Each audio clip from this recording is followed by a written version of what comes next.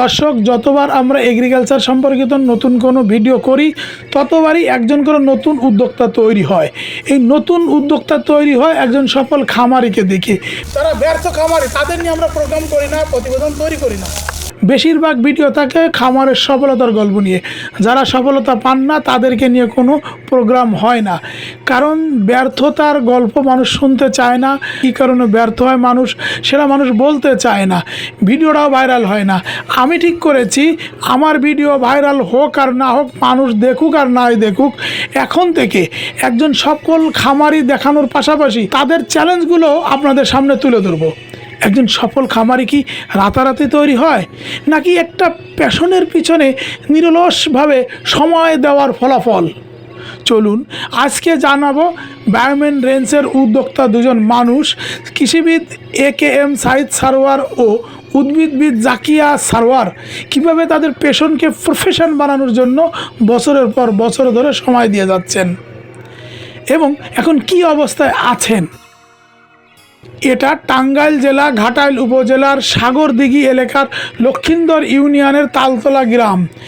বায়োমেন range কীভাবে তৈরি হলো এবং তাদের সফলতার পিছনে যিনি একদম জন্মলগ্ন থেকে আছেন, আবু বকর সিদ্দিক।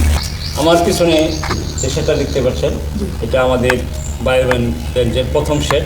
পারিবারিক চাহিদা মেটানোর জন্য আমরা প্রথম 5টি গরু দিয়ে, যেটা ওই সময় কুরবানি ঈদের 7 মাস আগে আমরা কিনতাম, এবং সাথে কিছু সবজি চাষ শুরু করি। 7-8 বছর পর 20-25টা গরু হয়ে যায়। তখন আমরা এই সেটটা আমাদের এইটা হলো দ্বিতীয়। আসলে পেশন থেকে প্রফেশনাল শুরু হয়ে গেল, কিন্তু যখন 20-25টা হয়ে গেছে তখনই কিন্তু তাদের ভিতরে কিন্তু টেকনোলজি শুরু হয়ে গেছে, সৌন্দর্য শুরু হয়ে গেছে।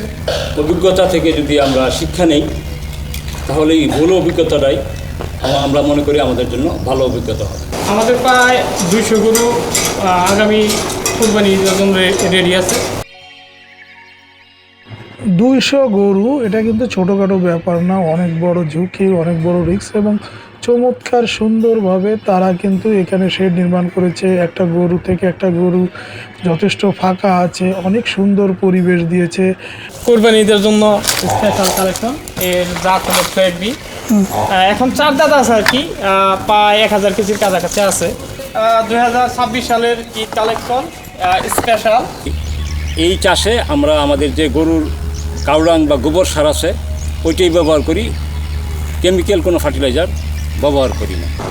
এটা এখন ওয়েট আছে প্রায় 1000 কেজি, আর ঈদ পর্যন্ত 1100 কেজি প্লাস হয়ে যাবে। এটা আছে প্রায় 700 কেজির কাছাকাছি আর কি। তারপরে লেজের পায়ের দিকে 2টা কালার, এটা খুবই চাঞ্চঞ্চল। আমাদের অধিকাংশ সব গরুগুলো চাঞ্চঞ্চল বেশিরভাগ, পুরো ভুট্টির মতো হয়ে গেছে।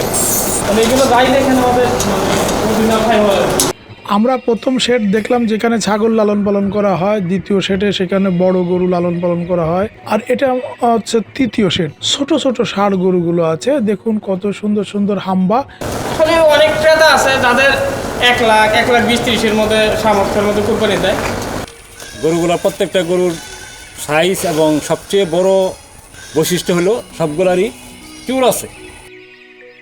যারা ঘাস ও খড় খাওয়া দেশি গরুর মাংস খেতে পছন্দ করেন তারা বায়োমেন রেঞ্জের ফেসবুক পেজ আছে ও বায়োমেন রেঞ্জের ওয়েবসাইট আছে, biomenrange.com নামে ওয়েবসাইট আছে। ওইখানে গেলে এই গরু সম্পর্কে তথ্য পাবেন। মাংস সংগ্রহ করার জন্য নিয়মকানুন লেখা আছে।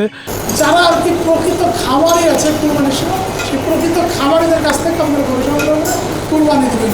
আমাদের কুরবানিটা হোক আমাদের দেশে লালন পালনকৃত গরু দিয়ে। তোমরা দেশের আসল নায়ক বলবে বিশ্ববাসী।